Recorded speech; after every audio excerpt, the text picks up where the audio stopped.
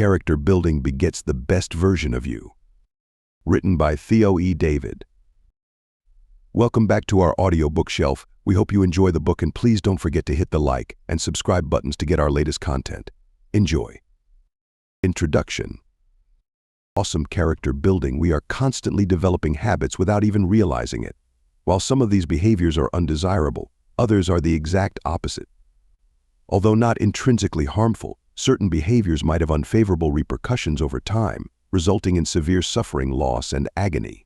On the other hand, their favorable equivalents can offer happiness, serenity, and growing strength. Do we have the ability to choose the habits that form in our lives? Does character development and habit formation happen by accident, or are they under our control? The response is evident: we are in total and ultimate control. The statement, "I will be what I will to be," is one that every human being should make and abide by. When something has been courageously and resolutely said, not only verbally but also completely internalized, there is still more to be said about the great law that underpins habit formation and character development. Since there is an easy, natural, and rigorously scientific technique that everyone should be aware of, if one is sufficiently sincere to know the law and, knowing it, to implement it, there is a way to transform life in part or in its entirety. It is a way to break old, undesirable earthly habits and gain new, desirable, uplifting habits. It is thought that underlies everything. And by this, what do we mean? To put it simply, every conscious act you perform in life is preceded by a thought. Your dominating behaviors are dictated by your dominating ideas. There is a way for us to take control and become complete masters in the mental sphere. Even if we don't currently have it, we should always have complete control over the realm of our own minds. For the sake of addressing the core of the issue, let us take a brief look at this. Since our thoughts are the source of all our behaviors, habits, traits, and lives, it is essential that we have complete control over our thoughts. Here we'll talk about the mental law that, like the law pertaining to the body's reflex nerve system, states that once one performs an action in a particular way, it becomes easier to perform the same action the next time, and even easier the next time, and the next, until eventually no effort is needed. However, doing the opposite would necessitate effort. Similar to how the body contains the capability to continuously facilitate and perpetuate its own unique actions through the reflex nerve system, the mind carries the ability to perpetuate its own particular thinking patterns. Consequently, even though failure appears to be the sole outcome at first, a straightforward attempt to regulate one's mind and a straightforward approach to it can eventually lead the person to a state of effortless total mastery. From that point on, each person can have the ability to decide to govern his thoughts, to choose which kinds of thoughts to entertain and which to reject. As stated previously, apparent failure may arise from prior attempts, but let us never lose sight of the truth that every sincere attempt in any direction merely slightly eases the path toward the goal for each subsequent effort. This is one of those situations where failure is actually success, because the effort itself was not the cause of the failure, and each sincere attempt adds a small amount of strength that will eventually achieve the desired result. At that point, we will have the total ability to choose the kind of person and ideas we think we should. Now let's focus on 2 or 3 specific examples.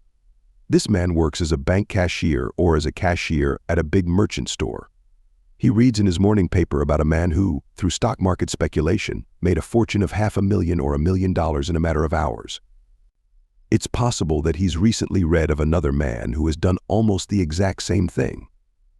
Though he is not quite clever enough to realize it, when he learns about 1 or 2 examples of this type, if he were to investigate the topic thoroughly, he could find 100 or 200 cases of persons who have lost everything in the same way. Nonetheless, he believes that he will be among the fortunate. He is not quite aware that there are no actual shortcuts to financial success. He withdraws a portion of his savings, and as is typically the case in situations of this nature, he forfeits whatever he invested. He considers using some of the money he is in charge of, since he can now clearly see why he lost, and realizes that if he had more money, he could rapidly make up the difference he lost, as well as possibly make a nice sum more.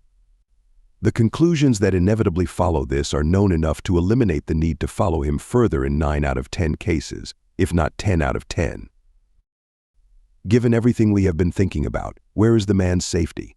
Just this: if he is sensible, he will immediately dismiss the idea of utilizing funds that belong to others for his own purposes the moment it crosses his mind.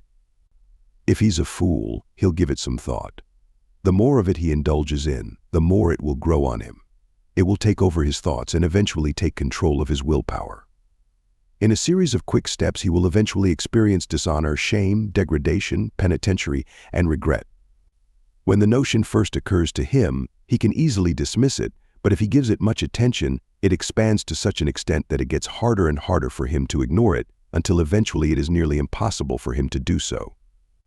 It would have been nearly impossible to put out the match with just a little breath of effort, but the light of the match has created a flame that is blazing throughout the entire building, making it nearly impossible to put out. Should we observe yet another tangible case, though it may seem like a cliché, this example shows how habits are created and how they may also be broken. This young man could be a member of the lower class, or a member of a privileged social class, depending on his parents' socioeconomic status. He is normally a kind man with excellent inclinations and a good heart. He is out and about with a few others that share a similar lifestyle. They are going to have a great time and a nice evening. They frequently exhibit thoughtlessness and even recklessness. And one of the businesses suggests that they go out and have something to drink together without suggesting that they become wasted. The young man we first stated tries to be friendly, but he hardly pays attention to the advice that dawns on him that it would be best if he stays away from the others in this. It does not occur to him to pause long enough to grasp that the greatest strength and nobility of character always rest in standing firmly by the right and letting nothing undermine this stand or affect him. It follows that he heads to the bar with his friends. This is repeated occasionally with the same or with different friends. Each time it is repeated, his ability to say no gradually wanes. In this sense, he has developed a slight fondness for alcohol and may occasionally consume it on his own. He doesn't dream or even slightly comprehend how he is behaving until one day he wakes up to the realization that he lacks the will or the ability to resist the taste, which has developed into a slight type of intoxicant need. Nevertheless, he continues carelessly and mindlessly, believing that he will be able to stop when he is truly at risk of developing an alcohol addiction. We'll go through the different intervening actions until we conclude that he is unquestionably intoxicated.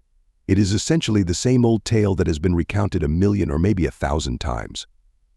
When he finally realizes what has happened to him, he is overcome with feelings of guilt, agony, degrading circumstances, and longing, and he yearns for the days he spent as a free man to return, but he no longer feels nearly as hopeful. It would have been easier for him to quit before he got to where he is now, and it would have been easier for him to never have started in the first place. Nevertheless, even in this worst possible situation, he still has the ability to rise above it and regain his freedom. Let's investigate. He feels the want to drink once more. He will become lost once more if he gives in to the thinking or the urge. His sole chance, his one way out, is this: if he can force the thought from his head at the same moment it occurs to him, he will extinguish the match's tiny flame. If he gives the notion some attention, the tiny flame will speak for itself until a consuming inferno is blazing almost before he realizes it, at which point his efforts will be nearly ineffective. The notion must be driven out of the mind as soon as it arises. To play with it is to invite failure and defeat, or an unfathomably intense battle, as opposed to one in which the thought is expelled from the mind from the outset. We also need to mention a very important law at this point, which we might refer to as the law of indirectness. A thought can be forced to leave the mind more easily and effectively by focusing on something else and forcing the mind to focus on that other object instead of trying to force the concept out of the mind directly. This could be something that the mind naturally and readily resorts to, such as the ideal of complete and perfect self-mastery, or it could be something quite different from the concept that presents itself. Eventually, this will take up all of the mind's attention, and the threat will have passed. Repeating this identical line of action will progressively increase one's ability to block out thoughts of alcohol when they arise and to bring thoughts of the things that one most desires into one's consciousness. This will have the effect of making the thought of drinking less frequent over time, and when it does, it will be easier to ignore each time until eventually there will come a point at which the thought will cease to exist entirely. Another scenario: you might have an inherently irritated temperament and become angry easily. When someone says or does something you don't like, your immediate reaction is probably to become resentful and even angry. It will be simpler to act in the same way when any cause, even a very small one, arises, to the extent that you permit this resentment to show itself and that you allow yourself to feel angry. Furthermore, you will find it more difficult to avoid it until bitterness, rage, and perhaps even hatred and retaliation become traits of your personality, depriving everyone you interact with of its sunshine, charm, and brightness. If, on the other hand, you check the impulse to resentment and anger right away and divert your attention to something else, you will eventually develop the ability to do this same thing more readily and easily as new causes arise. Eventually, there won't be much to irritate you, and you won't be prompted to become angry. You will eventually develop an unmatched brightness and charm of nature and disposition that you would hardly believe is possible today. Thus, we may focus on one instance after another, one trait after another, and one habit after another. The opposite of jealousy and its opposite, the opposite of fear and its opposite, and the habit of identifying faults are all developed in exactly the same way. We develop either love or hatred in the same way. We adopt a depressing, pessimistic outlook on life and objectify ourselves in this way, or we develop that bright, hopeful, upbeat, buoyant nature that bestows upon us an abundance of joy, beauty, and strength, as well as an abundance of inspiration, joy, and hope for the entire world. Nothing in human existence is more true than the idea that we become more and more like the things we think about. It is true both literally and physiologically that as a man thinketh in his heart, so is he. His character is the component, his habits are what make him who he is. His conscious actions have shaped his habits, but as we have shown, every conscious act is preceded by a thought. Thus, character, life, and destiny are on the one hand, and thought is on the other. It gets even simpler when we realize that it is nothing more than the awareness of the current instant, the instant after it occurs when it affects us, the moment after that, and so forth forever. In this method, one can achieve any goals they so choose. There are two things that must be done first. As time goes on, one must create their ideas, then they must be consistently followed no matter what obstacles may occur or where they may lead. Never forget that a person with great character is one who is willing to give up their current enjoyment in order to further the benefit of the future. Following his beloved from world to world, Dante eventually found her at the gates of paradise. He too will eventually find himself at the same gates if he continues to live up to his highest goals as they present themselves to him day after day, year after year. We could say that life is not meant for fleeting pleasures, but rather for the greatest potential for personal growth, the highest unfoldment of one's potential, and the greatest service to humanity as a whole. But the greatest joy is found in this because this is the only true pleasure. If someone tries to find it through shortcuts or other routes, they will eventually discover that their current situation is never better than their initial one. If they continue down other routes, they will discover that they will never experience true long-lasting happiness. The better inquiry is how do we meet the conditions that we find there, rather than what are the conditions in our lives. No matter what the conditions are, it is foolish and useless to view them with a negative attitude, even if they are conditions we would otherwise have. Negativity breeds depression, which weakens and sometimes even kills the spirit that would give us the ability to create a completely new set of conditions in our lives. To be specific, even at the risk of coming across as personal, I will state that there have been moments in my life when situations have arisen that I would have gladly fled at the time, situations that brought humiliation, shame, and mental suffering. But every time enough time has gone by, I or anyone else, for that matter, have always been able to look back and see exactly what role each of the experiences of the kind I just described had to play in my life.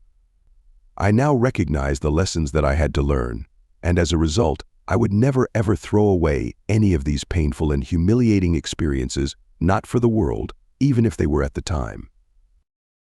This brings me to another lesson I've learned. No matter what difficult or unpleasant circumstances I currently find myself in, or what kind of circumstances the future may bring, I will accept them for what they are without complaining or feeling depressed, and I will deal with them as best I can.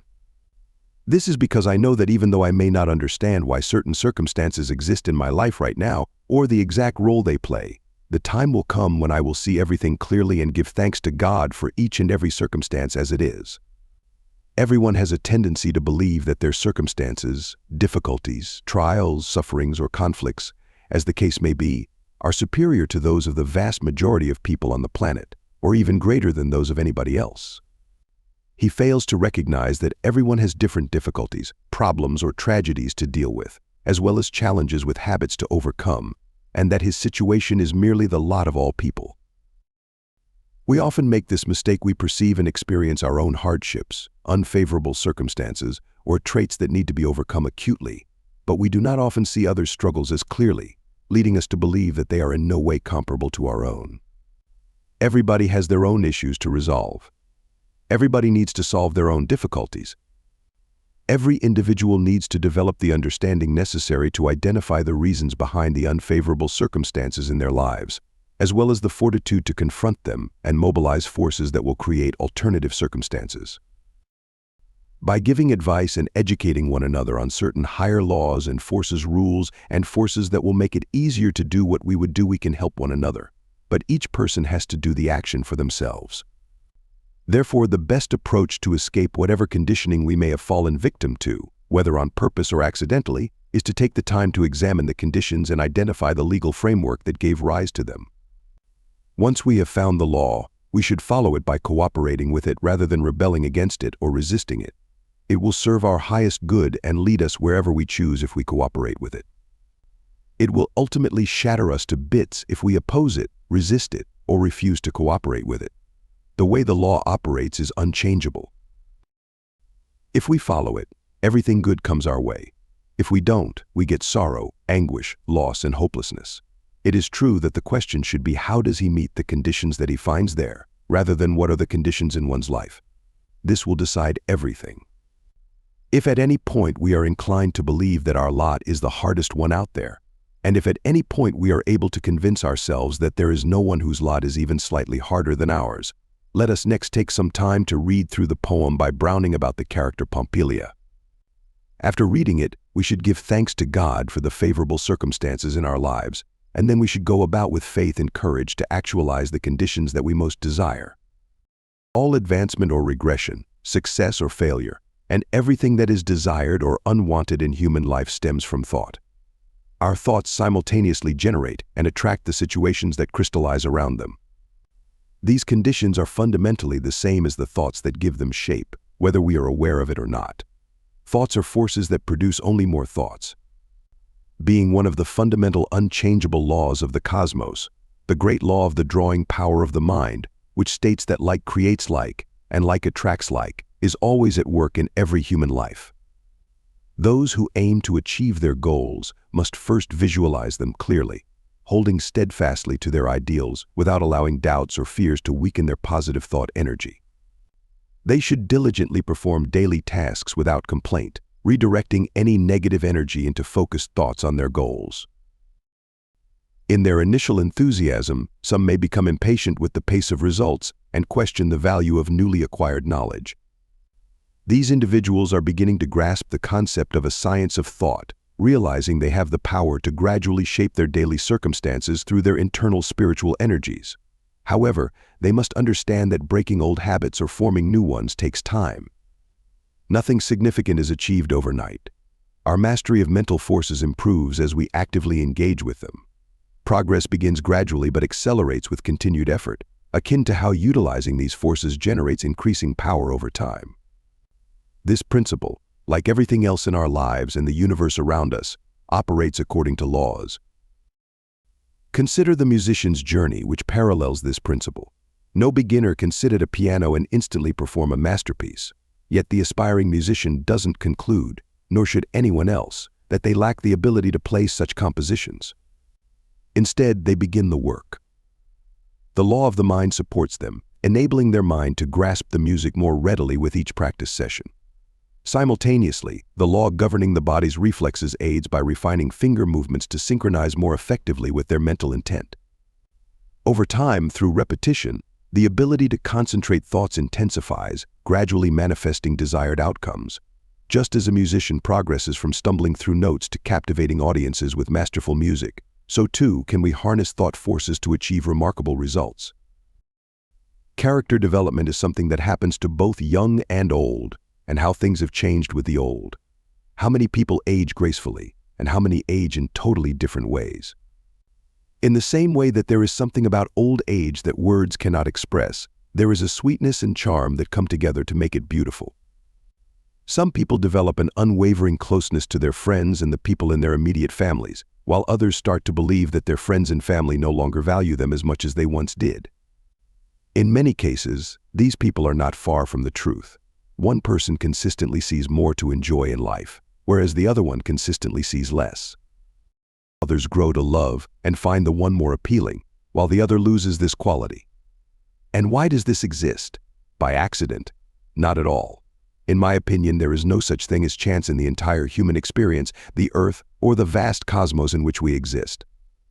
The one universal law of cause and effect states that every effect is related to its own unique cause, even though there are situations when we need to go much further back in time than usual to identify the cause, the parent of a particular effect, or an actualized condition, even if it isn't always permanently actualized. Why, then, are the two categories of elderly persons so different from one another? One refrains from worrying, fussing, dreading, and harboring baseless fantasies, whilst the other appears to actively foster these and devote themselves to them. And why does this exist? Differentiating slightly in each individual, lifelong mental states, habits, and traits start to focus us and, as it were, emerge at a given point in time. No one is immune when dominant thoughts and mental states start to manifest as actualized traits and features like never before. There's a tree in the lane that leads to the orchard. It has been growing just natural fruit for years. It was just grafted onto the spring has arrived and vanished. The tree was in full bloom on half of it and not the other. A casual observer could not tell the difference between the flowers on each portion. Young fruit has begun to hang profusely from the tree, trailing the blossoms. There isn't much of a difference between them right now, but in a few weeks, they will have such a noticeable variation in shape, size, color, flavor, and qualities that nobody will be able to confuse them or find it difficult to choose between them. One will only last a few weeks into the fall of the year and be a little tart, yellowish-green apple that is slightly hard and twisted. The second will be a huge, mellow, deep red apple with a delicate flavor that will last until the tree that produced it is in flower once more. However, why is this incident in the paradise of nature this? There wasn't much to separate the apples up to a certain point in their growth, despite the fact that their internal forming qualities were slightly different from the start. However, at a certain point in their development, the two fruits' distinct internal characteristics started to externalize themselves so quickly and clearly that they were of such radically different types that, as we have seen, no one could be unsure which to choose. If we understand each person's soul formation and defining characteristics, we can predict in advance with full confidence what the externalized result of each branch of the tree will be. In real life, it is exactly the same. One must start living a wonderful and charming old age from their youth and middle years. If, on the other hand, he has overlooked or failed in this, he can then prudently adjust to the situation and devote himself to fervently implementing the required counterbalancing forces and effects. Nothing is ever truly lost when life exists, even though experiencing the greater good may take a very long time. Nonetheless, if one wishes to live an exceptionally lovely and attractive old age, he must start early in life. This is because there is a rounding up process that occurs over time where long-standing thought patterns start to assert a strong sense of dominance over one another, and the habits of a lifetime start to show. Fear, worry, selfishness, and a grasping, possessive attitude, coupled with fault-finding and a tendency to be critical or controlling, gradually shape the later years of those who harbor them into something bleak and unappealing. Such traits also manifest as a lack of empathy, charity towards others' thoughts and actions, and disbelief in the constructive power of positive thinking and the eternal goodness and love from which we draw our existence. Conversely, their opposites are supported by benevolent forces, leading to a cheerful, hopeful, and enriching old age that radiates warmth and appeal to both oneself and others. Moreover, these attitudes and dispositions imprint themselves visibly in one's voice, facial expressions, posture, overall physical health, and mental well-being, influencing susceptibility to various ailments and vulnerabilities. Introducing a small amount of philosophy into one's life at a young age is not inherently harmful. It will be very helpful. As he goes through life in difficult times and in later years, it will frequently be a source of tremendous comfort as well as strength. We might, even if subtly, make fun of someone with a small philosophy, but if we don't have anything like it, one day our own lack of it will be used against us. When it comes to purely financial or business success, it's possible, though not always, that the person who possesses it is not always as successful in affairs. However, it frequently provides a very real something in life that the person pursuing these goals is starving for, even though he is unaware of what his true needs are and doesn't have enough money to fulfill them. Finding our center early is preferable to finding it later, but finding it is the most important step, regardless of when you find it. The only thing that matters in life is to do our part with courage and skill, to remain actively involved throughout all of its phases, and to constantly be able to adjust to shifting circumstances. The reason the water in a pool or stream is kept clear and pleasant is because the winds of heaven are always blowing over it and causing it to move forward. If not, the water would become stagnant and covered in slime. It is important for us, whatever our age, to understand that the source of our attractiveness or unattractiveness to others is within ourselves. While it is understandable that we should adjust to those around us, it is unfair for the elderly to believe that the younger generation should do all of the adaptation and that the older generation has no obligation to do the same. Old age frequently loses a lot of its appeal due to this kind of strange thinking. The reciprocity principle must be followed at all stages of life, and regardless of age. Disobedience to it always leads to our own downfall. Life is a play with comedy and tragedy, tears and smiles, light and shade, summer and winter, and we are all characters in it. Over time, we assume all the roles as the performance goes on.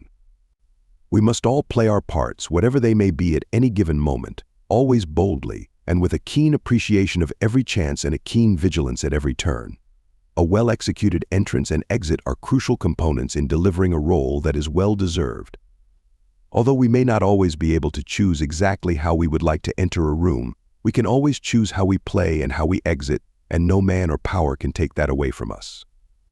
This means that no matter how humble life may start out, how humble it may stay, or how exalted it may become, conventional standards of judgment allow us to make every human life truly the most glorious. We are here, in my opinion, to experience divine self-realization. We advance to the extent that we intelligently manage everything that comes into our lives and contribute to the entirety of each person's life experience. Let's face every challenge head-on, be strong and courageous, and work to solve as many as we can. Let's assist with what we can, and let's not let the things that we are unable to aid worry or handicap us. We don't need to be afraid of these things or even to be concerned about them, because the great God of all is keeping an eye on them and skillfully controlling them. Living fully in every aspect of our existence, aiding others in doing the same, making right the wrongs we encounter, and helping those who need to transform into forces for good, remaining aligned with nature's virtues of sweetness, simplicity, humility, and strength. Opening ourselves fully to act as vessels for divine power, keeping our faces turned toward the light, loving all things without fear except our own failings, and recognizing the inherent goodness waiting to manifest in its own time, all of these contribute to life's profound journey. It's a swift transition to a new existence, shedding the old, embracing the new, leaving behind the physical body for a finer form suited to new realms of experience and greater spiritual realization.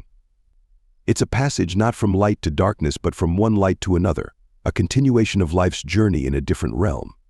This experience is not to be feared but welcomed when it arrives in its own time. Life originates from within. It's crucial to continually emphasize this truth. Our inner life is where life's essence resides, and it would benefit us, particularly in the Western world, to devote more time to nurturing it than we currently do. Nothing will provide us with more numerous benefits than setting aside some time each day to spend in silence. To untangle the knots in our lives and brains, we require this.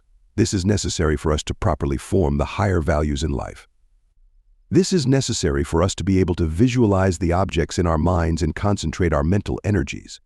This is necessary for us to maintain our conscious connection to the infinite and to constantly create new connections.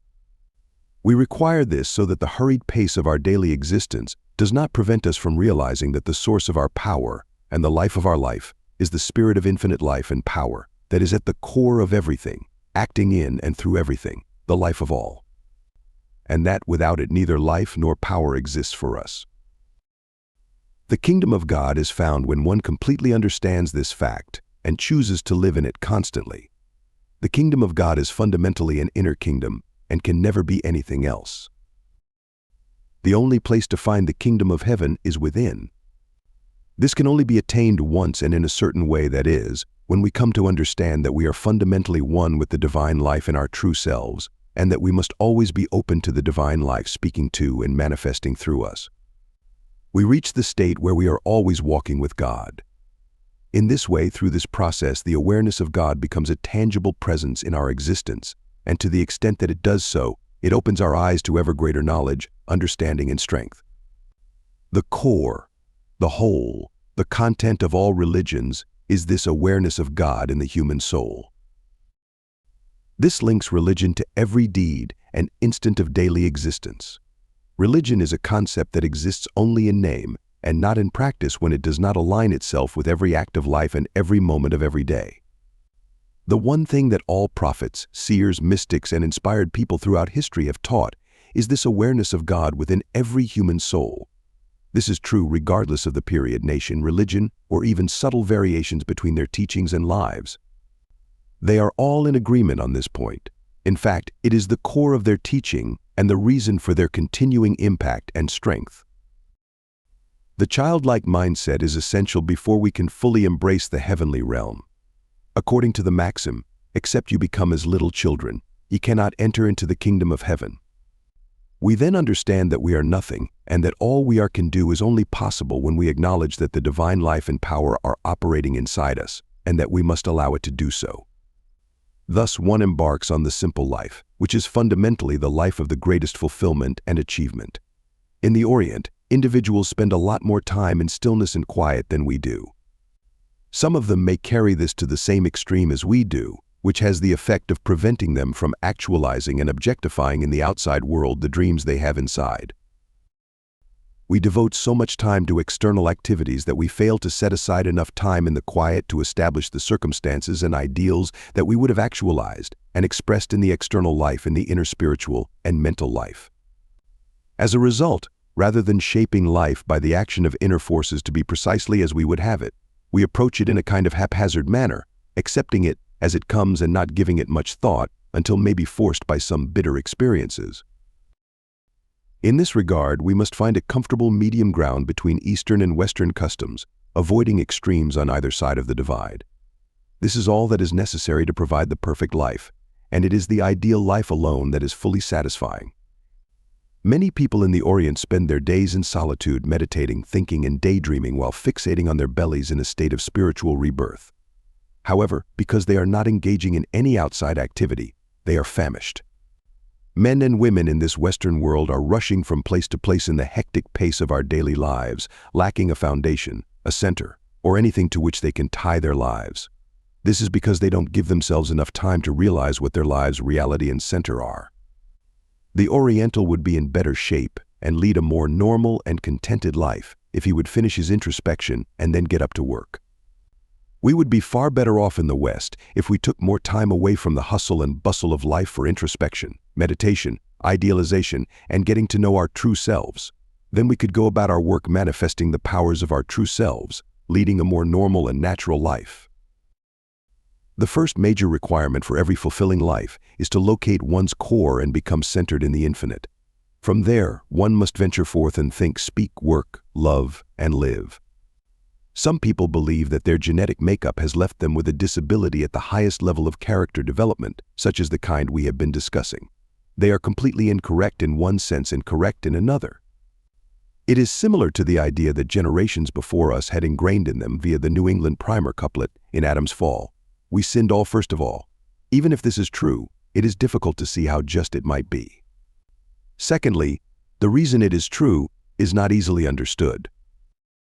Furthermore, there is absolutely no truth to the third position. Now, regardless of Adam's age, we are dealing with the true essential self, and God is everlasting. This is a statement about every human soul, including you and me. Understanding this fully allows us to recognize that heredity is like a weak reed that is easily broken. Every person's life is in their own hands, and they have the ability to shape it into anything they like in terms of character, achievement, power, and spiritual self-realization. Everything he most lovingly dreams of is his or can be if he is genuinely sincere. As he gets closer to his ideal and develops the strength and influence of his character, he becomes an inspiration to everyone he comes into contact with, encouraging and strengthening the weak and faltering in the process. Those with low ideals and low types of life naturally and inevitably have their ideals raised, and no one's ideals can be raised without their manifestation in their outer lives. As he gains a deeper understanding of the strength and potency of the thought forces, he discovers that he can frequently, through the practice of mental suggestion, be of great assistance to someone who is weak and struggling by sending him occasional thoughts and by holding him in constant thought of the highest strength, wisdom, and love. If we study the power of suggestion or mental suggestion attentively, comprehend it completely, and use it appropriately, it has a great deal of positive potential. The individual best suited for a challenging life is one who dedicates ample solitary time to formulating principles and maintaining a steadfast connection with the divine and its life-giving energies. Such a person navigates daily challenges with strength and wisdom, building not just for years or centuries but for eternity. They can depart without knowing their destination because they trust the divine presence within will never forsake them, guiding them until they meet the divine face to face. Only the greatest, noblest, and most enduring qualities withstand the test of time, and this person constructs for future generations. When the time comes for transition to another realm, they face it without fear, knowing that infinite wisdom and love surround them, centering their eternal being. They build for eternity because they prioritize life, character, self-mastery, and divine realization qualities that the soul carries beyond material possessions. Thanks for listening, and please don't forget to hit the like and subscribe buttons, and also click the small bell icon to receive a notification every time a new free audiobook has arrived. Thanks again.